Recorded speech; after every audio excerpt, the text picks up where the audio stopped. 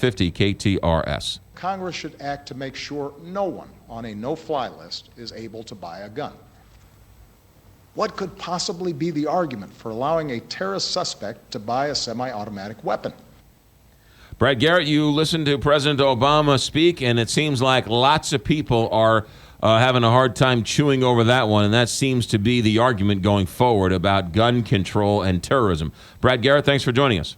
You're welcome, McGraw. Yeah, what's the sore point with him? It goes beyond terrorism, obviously. It goes to all these mass shootings at colleges and schools, etc. And, you know, McGraw, unfortunately, that is not the major problem when it comes to mass shooters or people who do these organized, predisposed, so to speak, shootings, like I think that happened in San Bernardino. I mean, people just take longer to get the weapons they need. So, that's one side of the argument, obviously, but it's not an easy thing to approach. To use words like you're going to destroy, defeat ISIL. I mean, that sounds good, but you're really talking about a philosophy or ideology, and you have to be careful how you approach them so you don't inadvertently give them more recruits.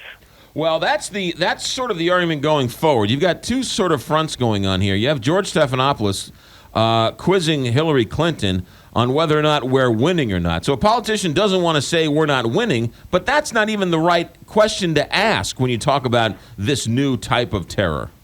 Absolutely not. Yes, there's no winning and losing here.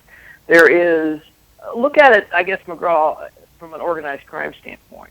It's never gone away. Do we take the top layers off and it gets smaller and smaller and disorganized and we have a better handle over it? The answer is yes. But, if you apply that to ISIS or ISIL, yeah, do we need to go after the top leaders? The answer is yes. Do we need to send 100,000 troops to Iraq and Syria? In my view, the answer is no. It's just going to cause us more trouble long term, and I'm not convinced it'll solve the problem. So it's a very delicate balance that has to have a multitude of moving parts. But you have to be real with us and say, look, these are a bunch of bad folks. We can't control what they're going to do. The best we can do is, with your help, stop some of these attacks in the U.S.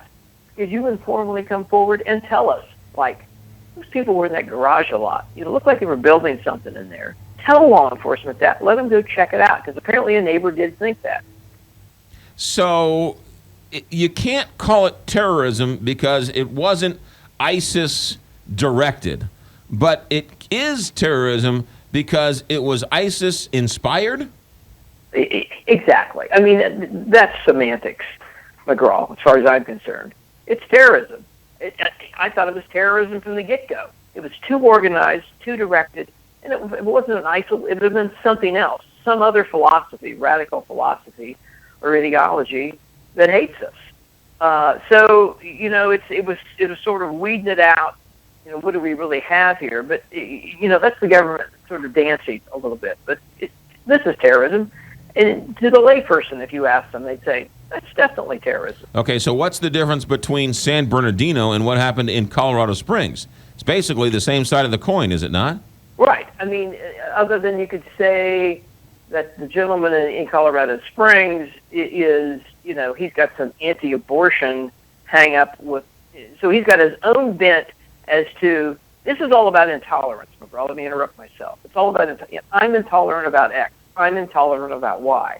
That's what all these groups are. They're totally intolerant. They don't want to blend in. They want it one singular way. And if you're not going to be that way, I'm going to get violent. And I think that's where he was coming from. So yes, clearly a domestic terrorist.